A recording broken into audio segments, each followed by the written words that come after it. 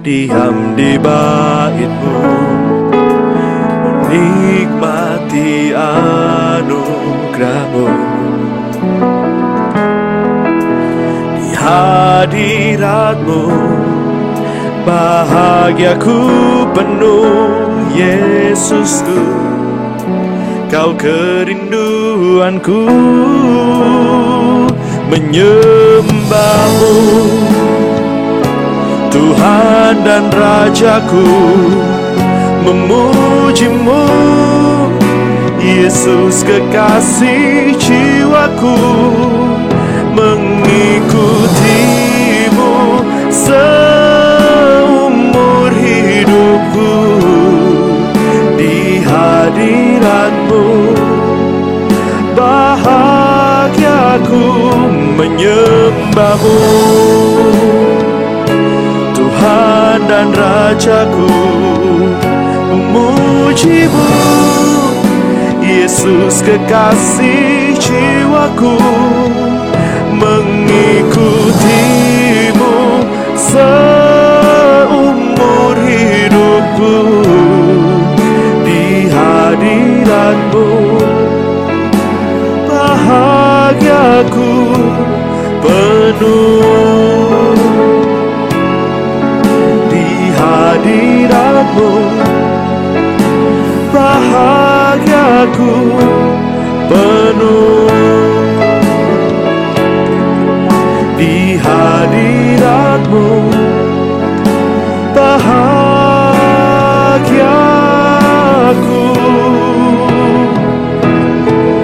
penuh. Dasma Tuhan, haleluya.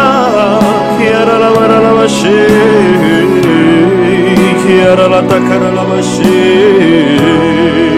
Kami puji nama-Mu Tuhan, kami sembah Kau Raja kami. Oh, kerinduan kami Tuhan mengiring-Mu, menikmati hadirat-Mu yang sungguh luar biasa dalam setiap hidup kami Tuhan. Oh, dalam hadirat-Mu kami rasakan bahagia. Dalam hadirat-Nya ku rasa bahagia. Dalam hadirat-Nya ada damai dan sejahtera. Dalam hadirat-Nya ku temukan iman kekuatan. Dalam hadirat-Nya ku temukan kasih-Nya. Oh, dalam hadirat-Nya ku rasa bahagia. Dalam hadirat-Nya ada damai dan sejahtera. Dalam hadirat-Nya ku temukan iman kekuatan. Dalam hadirat-Nya ku temukan kasih-Nya. Oh, ku berdiam dekat Bapa, semakin indah, indah ku rasa. Aku dilayakkan untuk memuji Dia. Kudus, kuduslah Raja segala raja. Ku bernyanyi bagi Dia, korban terindah akan ku sembahkan. Pujianku naikkan dan jiwaku bersorak. Aku diangkat semakin dekat dengan Bapa. Dalam hadirat-Nya ku rasa bahagia. Dalam dalam hadirat-Nya ada damai dan sejahtera. Dalam hadirat-Nya ku temukan iman kekuatan. Dalam hadirat-Nya ku temukan. Dalam hadirat-Nya ku rasa bahagia. Dalam hadirat-Mu Tuhan, dalam hadirat-Nya ada damai dan sejahtera. Dalam hadirat-Nya ku temukan iman kekuatan. Dalam hadirat-Nya ku temukan. Dalam hadirat-Nya ku temukan. Dalam hadirat-Nya ku temukan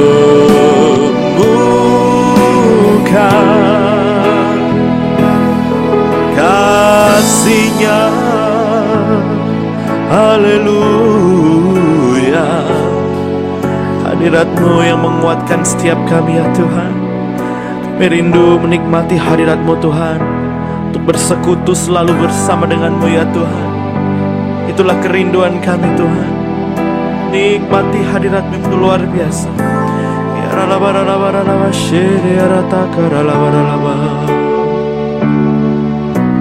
Kasih-Mu layakkan seluruh hidupku.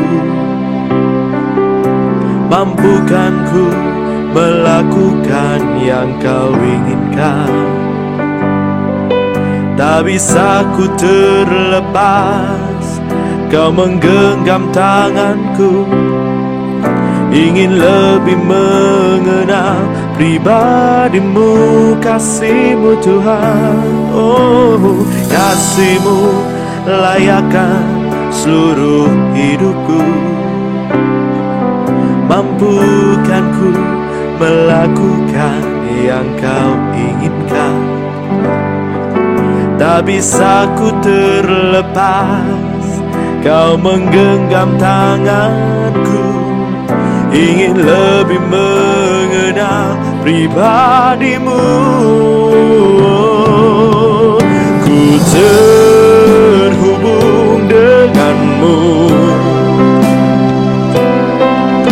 selalu melekat di hati-Mu. Firman-Mu itulah dasar hidupku, yang berdaulat atasku. Kasih-Mu yang melayakkan setiap kami ya Tuhan. Kasih-Mu layakkan seluruh hidupku. Kau yang memampukan kami, mampukanku melakukan yang Kau inginkan. Tak bisa ku terlepas, Kau menggenggam tanganku. Ingin lebih mengenal pribadi-Mu.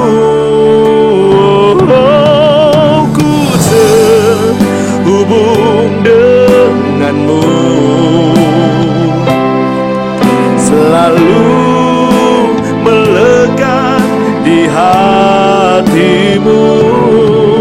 Firman-Mu itulah dasar hidupku, yang berdaulat atas.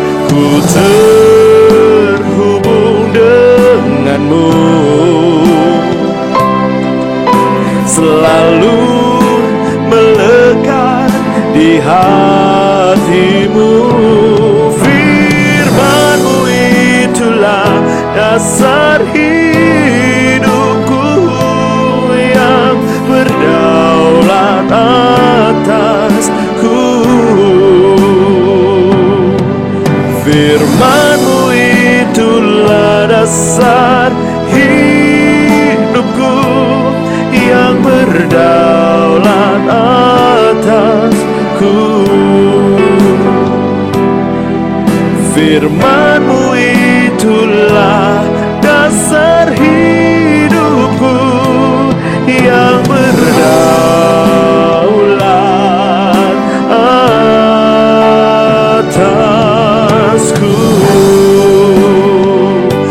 Kami mau terhubung dengan-Mu Tuhan.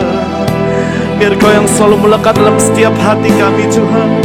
Lekatkan hati kami dengan hati-Mu Tuhan. Haleluya. Ya rara shi atakara rara shi. Haleluya. Terima kasih Tuhan.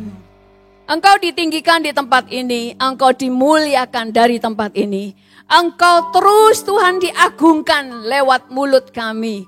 Sehingga mulut kami selalu memuliakan dan memuji-muji nama-Mu. Biarlah Engkau selalu ditinggikan lewat kehidupan kami. Dan hari ini kami mau mendengar firman-Mu. Singkapkan yang rahasia. Kami mau hidup kami berkenan. Dan kami tahu firman-Mu yang menuntun hidup kami. Semakin hari semakin berkenan kepada Tuhan. Kami persilakan Kau berbicara kepada kami menyiapkan hati kami untuk menerima setiap benih firman. Sehingga hidup kami diubahkan, cara pikiran kami diperbaharui. Sehingga kami tahu apa yang menjadi kehendak Tuhan dalam kehidupan kami. Kami saat ini Tuhan menyambut firman Tuhan dengan penuh pengucapan syukur. Di dalam nama Tuhan Yesus semua yang siap mendengar firman Tuhan sama-sama katakan amin. Beri tepuk tangan yang meriah untuk Tuhan Yesus. Haleluya. Silakan duduk kembali. Shalom semua. Ada sukacita? Salam kanan kiri katakan, aku sukacita ketemu kamu di sini. Haleluya. Oke. Firman Tuhan hari ini adalah diselamatkan untuk berbuat baik. Kita baca di dalam 2 Timotius 3 ayat 17. 2 Timotius 3 ayat 17, kita baca sama-sama 1, 2, 3. Dengan demikian, tiap-tiap manusia kepunyaan Allah diperlengkapi untuk setiap perbuatan baik. Saudara, firman Tuhan berkata kita diciptakan menurut gambar dan rupa Allah.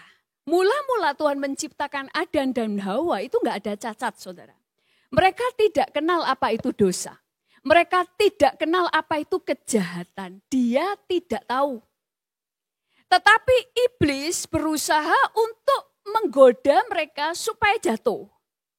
Makanya iblis berkata, bukankah semua pohon buah di taman ini boleh kamu makan? Kemudian si Hawa berkata, enggak boleh dimakan. Semua boleh, cuma satu yang enggak boleh. Saudara, bahaya kalau kita enggak kenal firman. Kenapa yang dicobai itu adalah Hawa? Yang menerima firman itu Adam. Dan Tuhan berkata, aku menciptakan kamu menurut gambar dan rupa Allah. Tapi ular berkata kepada Hawa begini, kalau kamu makan, Hawa berkata begini, kalau aku makan buah pengetahuan, aku mati. Terus ular berkata gini, kamu sekali-kali tidak akan mati, tapi kamu akan menjadi seperti Allah. Dia ini enggak tahu, mungkin lupa, mungkin belum dikasih tahu Adam, bahwa dia diciptakan menurut gambar dan rupa Allah. Berarti mirip dengan Allah enggak? Mirip. Kalau Tuhan kasih, dia kasih. Makanya kita itu tahu arti mengasihi, tahu arti dikhianati, kita tahu apa itu belas kasihan, itu kita tahu. Nah, tapi karena Hawa terpancing dengan kata-kata iblis, nanti kamu menjadi seperti Allah, akhirnya dia jatuh. Makanya sebagai orang percaya, penting membaca firman. Gak usah ngebut-ngebut, baca. Sehingga saudara itu bisa tahu suatu. Kita itu jangan gini dulu ya, waktu membaca Alkitab itu jangan langsung berharap mendapat pengertian. Gak perlu, baca aja. Setelah saudara mulai membaca, biasanya minimal saudara mulai membaca 2 kali. Itu saudara mulai dapat pengertian. Kenapa? Karena sudah saudara baca dari Kejadian sampai Wahyu. Sehingga saudara mulai tahu jalan ceritanya. Dari situ nanti Tuhan banyak berbicara. Hawa tertipu karena dia nggak ngerti, padahal dia sudah diciptakan menurut gambar dan rupa Allah. Dia sudah persis atau mirip dengan Allah, nggak perlu makan buah pengetahuan. Tapi karena nggak ngerti, dia jatuh. Makanya iblis itu adalah pendusta. Orang bodoh yang gampang didustai. Orang yang tidak tahu kebenaran, dia gampang didustai. Saudara, kita mengerti bahwa kita diselamatkan hanya karena iman, betul enggak? Makanya Kita diselamatkan bukan karena kita telah berbuat baik, ada tulisannya di bawahnya. Tapi kita diselamatkan untuk melakukan perbuatan-perbuatan baik. Kita sekali lagi, kita memang tidak diselamatkan karena telah berbuat baik. Benar kan? Tapi kamu diselamatkan supaya kamu bisa melakukan perbuatan baik. Karena kamu diciptakan menurut gambar dan rupa Allah, sebenarnya hatimu baik.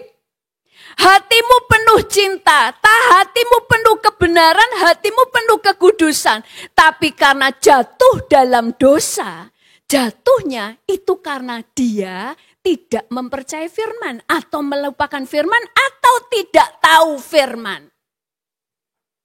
Kalau Adam tertipunya, bukan dia nggak tahu bahwa kalau makan buah pengetahuan mati.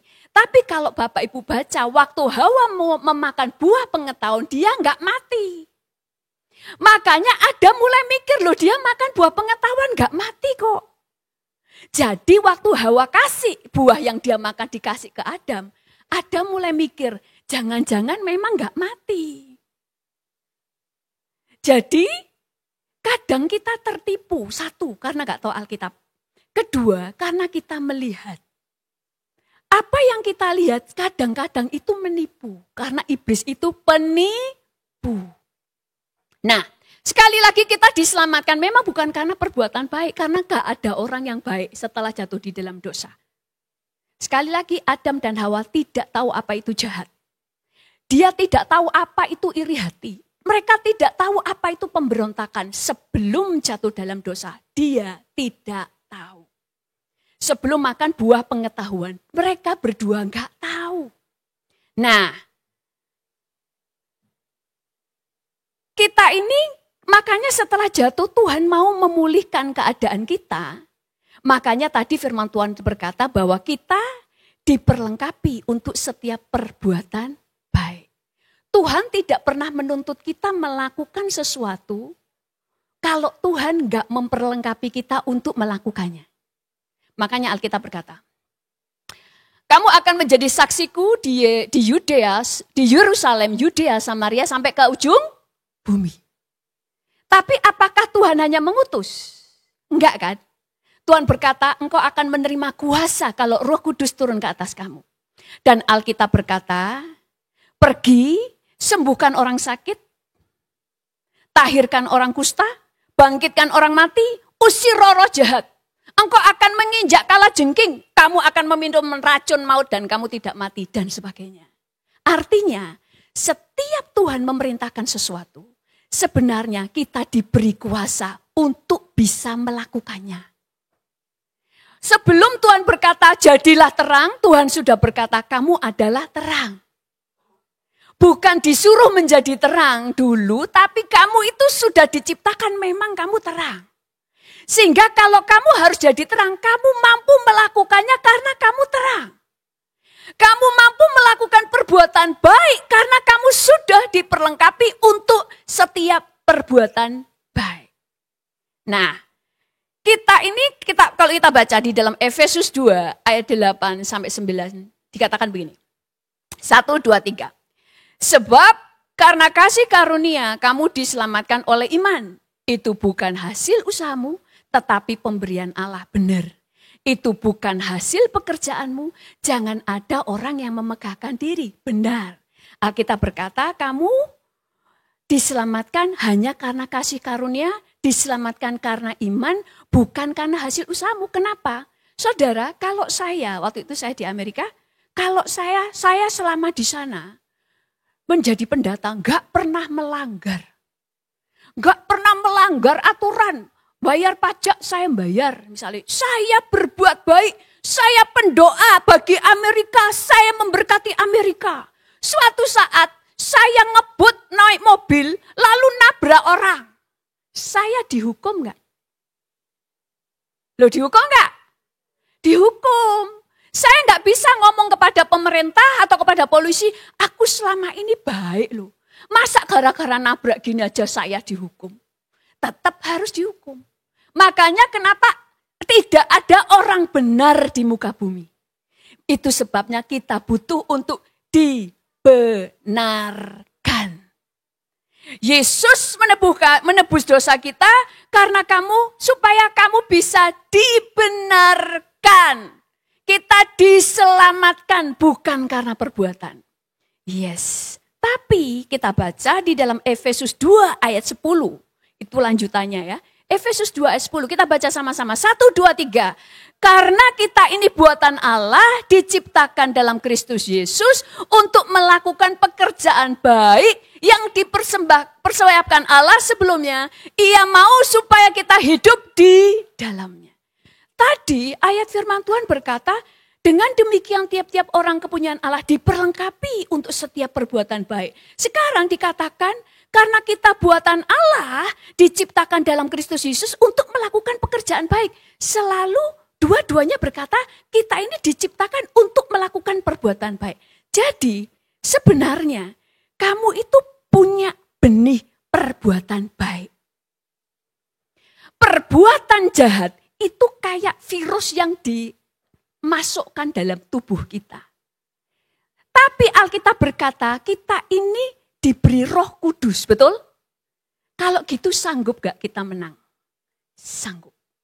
Makanya peperangan kita itu cuma 2. Melawan roh jahat. Tapi roh jahat Alkitab berkata sudah dikalahkan di bawah kaki Yesus. Yang belum dikalahkan di kayu salib, disalibkan adalah egonya kita. Makanya peperangan kita yang sulit adalah melawan keinginan kita sendiri. Alkitab berkata kamu dicobai oleh keinginanmu. Untuk menang melawan keinginan, Alkitab berkata kuasai dirimu dalam segala hal. Nah, kita diciptakan untuk bisa berbuat baik. Makanya sebenarnya kita mampu untuk berbuat baik. Itu sebabnya, ini banyak ayatnya ya. Titus 2 ayat 11 sampai 15 ini memperjelas. Alkitab berkata begini, kita baca 1, 2, 3. Karena kasih karunia Allah yang menyelamatkan semua manusia sudah nyata. Ia mendidik kita supaya kita meninggikan kefasikan dan keinginan-keinginan duniawi, dan supaya kita hidup bijaksana, adil, dan beribadah di dalam dunia sekarang ini, yang telah menyerahkan dirinya bagi kita untuk membebaskan kita dari segala kejahatan, dan untuk menguduskan bagi dirinya suatu umat kepunyaannya sendiri. Dikatakan Tuhan itu mendidik kita supaya meninggalkan kefasikan. Makanya ada banyak orang Kristen yang mikirnya begini, setelah saya terima Yesus, saya diselamatkan selesai. Padahal ada tahap berikutnya. Setelah kamu diselamatkan, kamu harus hidup dalam pertobatan. Saudara bertumbuh atau tidak, tergantung dalam kehidupan pertobatan kita. Semakin banyak kejahatan yang kita tinggalkan, semakin kita bertumbuh dalam buah-buah roh. Kita bertumbuh atau tidak itu pilihan. Bertobat atau tidak itu pilihan. Tapi Alkitab berkata Tuhan memberi kamu kuasa. Sehingga apapun yang kamu berbuat pasti berhasil. Nah, bertobat itu gampang apa susah? Gampang apa susah? Susah, bener kan? Berbuat benar, bertobat itu susah. Kalau kita melakukan dalam keadaan posisi belum diselamatkan. Makanya Alkitab berkata nih, dalam Yohanes 5 ayat 3. 1 Yohanes 5 ayat 3 ini kita baca sama-sama. 1, 2, 3. Sebab inilah kasih kepada Allah, yaitu bahwa kita menuruti perintah-perintahnya. Perintah-perintahnya itu tidak berat. Kalau tidak berat, kita bisa melakukan enggak? Bisa. Apa yang membuat kita tidak mampu? Karena kita berpikir segala sesuatu berat. Makanya semua tergantung iman. Iman itu tergantung juga mental. Makanya mental yang tidak diubahkan, pikiran yang tidak diubahkan akan membunuh iman. Saudara pencobaan yang dialami Ayub itu berat apa ringan? Kalau kita lihat, berat kan? Tapi dia menang enggak? Menang. Kenapa? Karena perintahnya enggak berat. Ayo kita baca. Di Ulangan 30 ayat 11. Terjemahan AYT. Kita baca sama-sama. 1, 2, 3. Perintah yang kusampaikan kepada kamu hari ini tidak terlalu sulit bagimu dan tidak di luar kemampuanmu. Perintah Tuhan itu tidak sulit. Yang membuat sulit, satu, kita berpikir itu sulit. Kedua, karena kita tidak mau melawan ego kita. Kita yang tidak mau. Jadi, makanya kenapa setelah kita percaya Yesus, pikiran kita harus diperbaharui seperti firman, supaya kamu tahu peperanganmu itu seberat apa, kekuatanmu sebesar apa. Makanya di Alkitab, 1 orang melawan 1000, itu kekuatan orang percaya. Bukan 1 lawan 1, tapi 1 lawan 1000. Makanya Daud melawan Goliat yang 3 kali lipat gedenya daripada dia. Dan lebih terlatih perangnya daripada Daud. Tapi mampu enggak? Mampu, karena segala sesuatu tidak di luar kemampuanmu. Engkau mampu, karena kamu diciptakan menurut gambar dan rupa Allah. Waktu terima Yesus, sebenarnya kita mampu. Maka ada seorang teman saya yang mungkin kita pernah cerita di sini. Papanya selingkuh mulai dari remaja, sampai dia lulus kuliah. Itu menyakiti hati mamanya. Mamanya nangis terus, sehingga anak ini kepahitan sama papanya. Sampai dia kepengen suatu saat akan menikah dengan preman, supaya preman suamiku ini yang membunuh papaku. Itu cita-cita dari kecil. Terus Tuhan bilang begini, kalau kamu gak mengampuni papamu, kamu masuk neraka. Papamu masuk surga. Kaget gak? Kaget. Kok bisa papaku yang selingkuh kayak gitu, berdosa, bejat gitu, kok malah masuk surga? Terus Tuhan berkata begini, karena pada akhirnya papamu sadar kalau dia salah, terus bertobat. Sehingga dia selamat.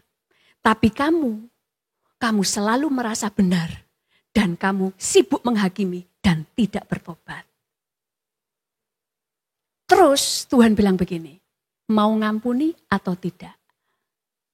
Nah, kalau disuruh ngampuni, kira-kira bisa apa enggak? Secara manusia enggak bisa. Makanya yang Tuhan tanya, bukan kamu bisa apa enggak? Kamu mau atau tidak? Karena kalau kamu mau, Tuhan yang memberi kamu kekuatan untuk melakukannya. Makanya mujizat terjadi saat kita taat. Taat itu artinya mau, sekalipun gak ngerti, sekalipun rasa gak mampu. Makanya firman Tuhan katakan perintah Tuhan itu tidak berat. Karena begitu memerintahkan, Tuhan tidak akan pernah memerintahkan kamu melakukan sesuatu tanpa Tuhan memberi kuasa untuk melakukannya. Anak ini gak bisa mengampuni, tapi mau karena takut masuk neraka. Itu namanya taat, betul? Taat itu gak perlu dulu, saya rela mengampuni, belas kasihan, gak perlu. Tuhan juga gak nuntut itu, Tuhan tahu kamu gak bisa sebelum kamu taat. Taat dulu, iman itu akan mengerjakan bagiannya. Maka Alkitab berkata, setiap firman yang keluar dari mulut Allah tidak akan kembali dengan sia-sia, tetapi akan mengerjakan tepat seperti yang dimaksudkan. Makanya terus anak ini karena takut masuk neraka, dia telepon papanya. Pak, saya sebenarnya mau telepon papa, tidak mau. Tapi saya telepon karena Tuhan ngomong kalau saya tidak mengampuni papa, saya masuk neraka. Dia masih ngomong dengan sakit hati. Terus dia bilang, saya sudah punya cita-cita. Papa tahu saya selama ini benci kepada papa. Karena papa menyakiti mama dan saya punya keinginan menikah dengan preman supaya bunuh papa. Papa bilang gitu, oh ya? Sampai kayak gitu ya? Iya. Tapi kalau sekarang saya telepon karena Tuhan bilang, saya masuk neraka, papa yang masuk surga. Karena pada akhirnya papa mengaku bersalah dan bertobat. Terus dia bilang gini, "Pa, saya mengampuni papa." Waktu ngomong mengampuni papa, dia dengan terpaksa.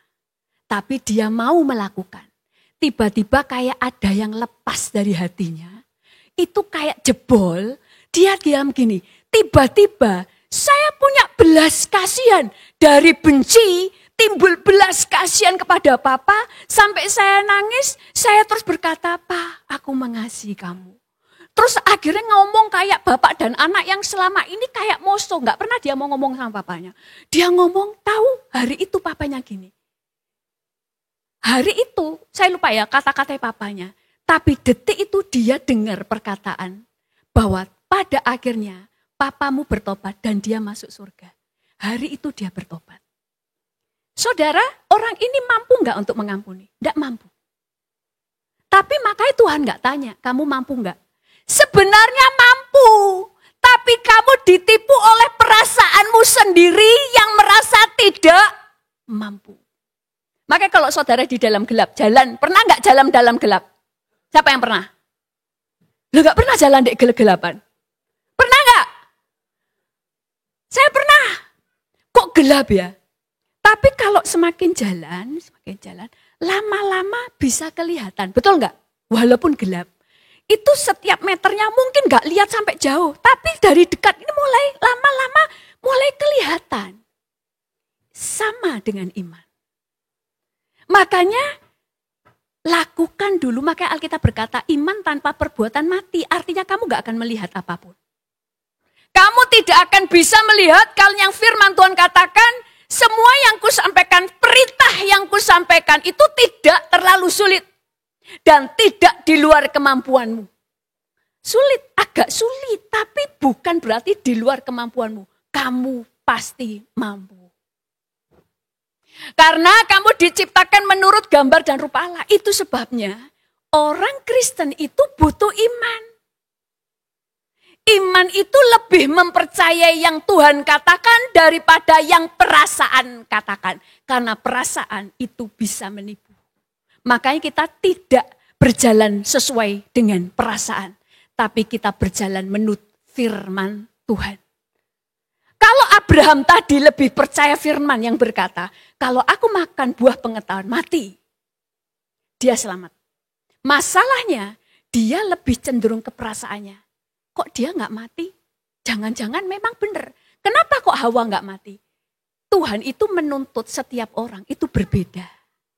Hawa waktu itu memang gak dapat anugerah Tuhan bicara kepada dia. Dia hanya taunya dari Abraham, dari Adam. Sehingga masih ada anugerah untuk Hawa. Jadi kita mulai melihat saudara, kita ini bisa berbuat baik. Benar. Sekali lagi firman Tuhan katakan, kamu tidak diselamatkan karena berbuat baik. Tapi kamu diselamatkan untuk melakukan pekerjaan-pekerjaan yang baik. Beri tepuk tangan untuk Tuhan Yesus. Orang dunia itu kalau bertobat susah. Karena untuk berubah itu enggak mudah. Saudara dari sukanya bangun siang ke bangun pagi aja susah, betul enggak? Makanya di dalam Yesus ada yang namanya kelahiran baru. Lahir baru itu, waktu kita cari Tuhan, Tuhan menjamah hati kita, Tuhan mengubah yang di dalam. Makanya Alkitab berkata, aku akan memberikan kamu roh yang baru dan hati yang baru, hati yang taat. Itu sama seperti pada waktu ada perempuan yang kedapatan berbuat zina. Semua orang ingin melempari dia dengan batu, betul? Apa yang Yesus katakan kepada dia? Sebelum ngomong ke dia ngomong kepada semua orang. Siapa yang tidak berbuat dosa, dia yang merajam dia lebih dulu. Ternyata semua orang gak merajam. Terus Tuhan berkata, adakah yang menghukum engkau? Tidak ada Tuhan. Aku juga tidak menghukum engkau. Pulanglah dan jangan berbuat dosa lagi. Detik itu dia sudah tidak berdosa lagi. Kenapa? Pertemuan pribadi dengan Tuhan mengubah yang di dalam. Makanya kita bukan berusaha berbuat baik. Tapi kita berusaha mencari Tuhan. Maka Alkitab, kalau kamu carang itu dicangkokkan kepada anggur, buah pokok anggur, maka dia akan menghasilkan buah. Makanya kenapa kita berdoa ke anak-anak kita yang nakal, atau ke jiwa-jiwa, atau ke suami atau istri yang belum bertobat. Kita ngomong, Tuhan, jamah hatinya. Karena kalau mereka belum dijamah Tuhan, disuruh tobat, susah. Tapi dia waktu terima Yesus, dia mengalami pengalaman pribadi, maka itu berbeda. Paulus itu mengejar orang Kristen. Dia tidak punya belas kasihan. Dia melihat Stefanus mati di depan mata kepalanya sendiri, dirajam batu. Dia itu senang, bahkan bajunya orang-orang yang rajam batu dititipin dia. Dia rela jadi penitipan, hanya supaya melihat Stefanus mati dirajam batu. Gak punya belas kasihan. Tapi waktu ketemu Yesus, perlu bertahun-tahun bertobat? Enggak. Hari itu juga dia dijamah Tuhan bertobat. Dari situ baru kita mengalami perubahan demi perubahan. Makanya banyak orang Kristen kalau belum mengalami kelahiran baru, dia tidak bisa berubah. Ada seorang teman, dia dari agama lain, terus masuk gereja karena jatuh cinta kepada orang Kristen. Dia ngomong saya begini, saya nggak tahu ya, pacarku, si ini namanya pacarnya itu si A misalnya. Si A ini kalau penyembahan, kalau nyanyi di gereja, nangis-nangis, saya nggak tahu ya.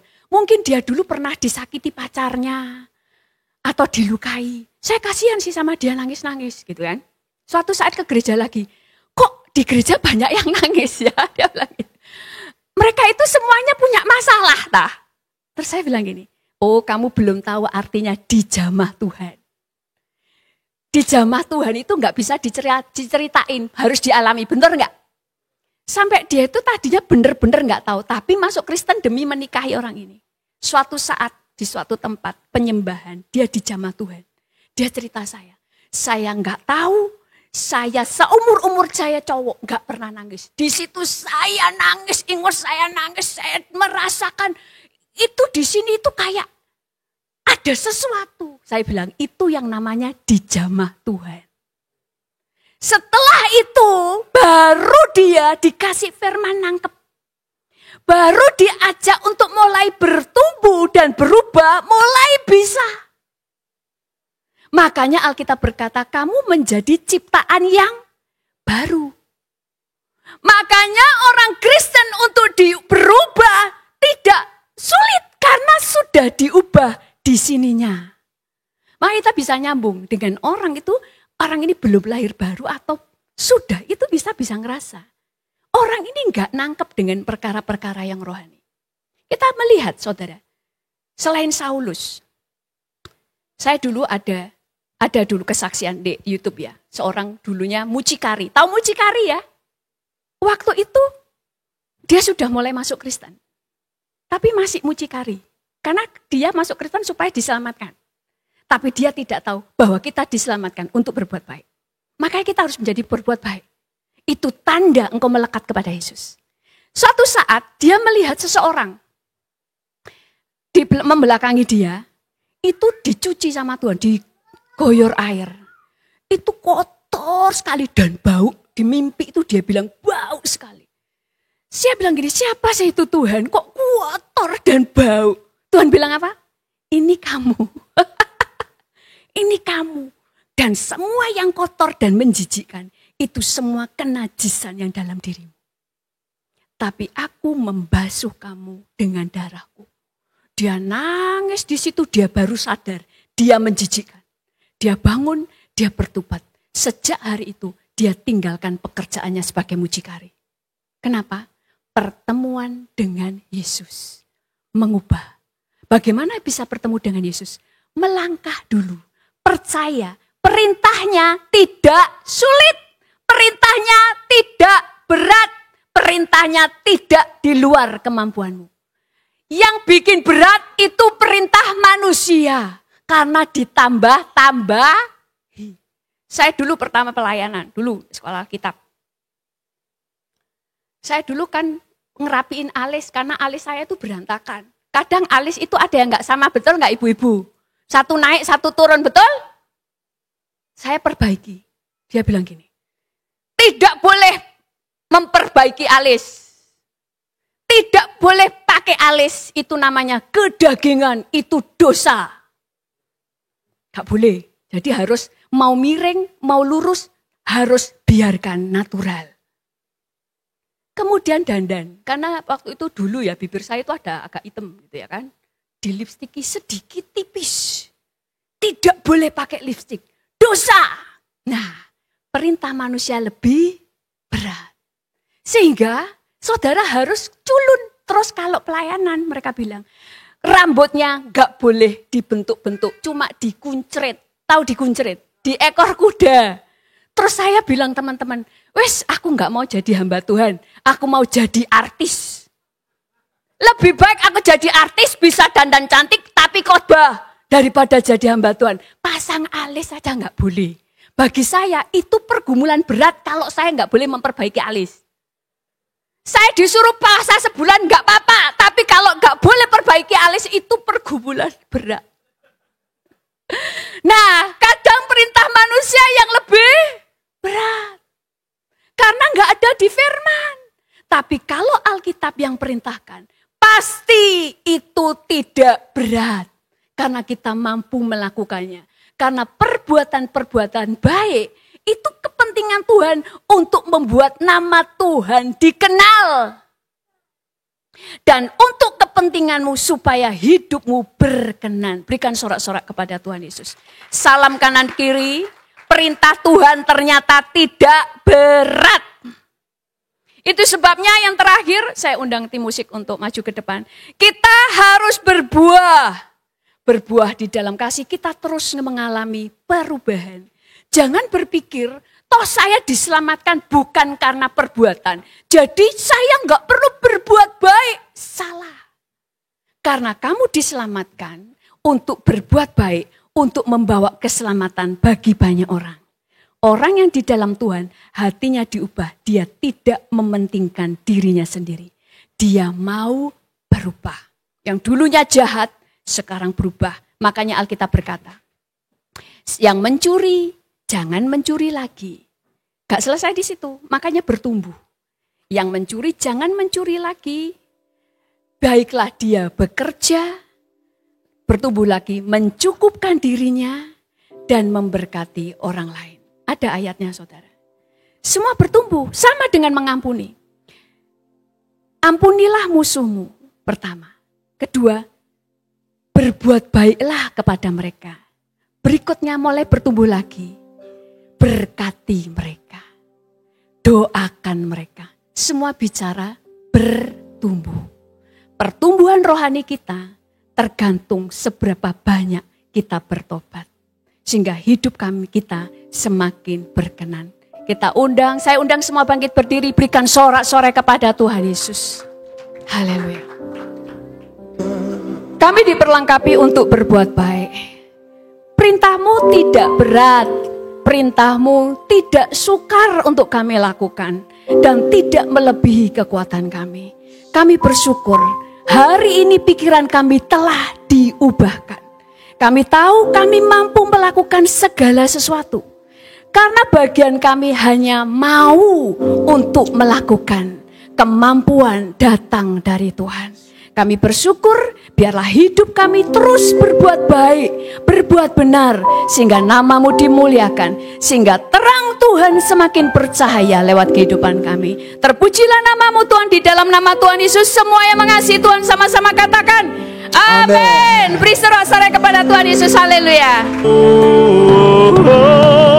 Ku terhubung denganmu, selalu melekat di hatimu.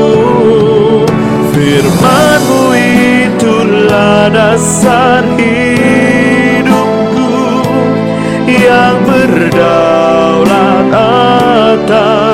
Ku terhubung denganmu, selalu melekat di hatimu. Firman-Mu itulah dasar hidupku yang berdaulat atasku. Firman-Mu itulah dasar hidupku yang berdaulat atasku. Firman-Mu itulah dasar hidupku yang berdaulat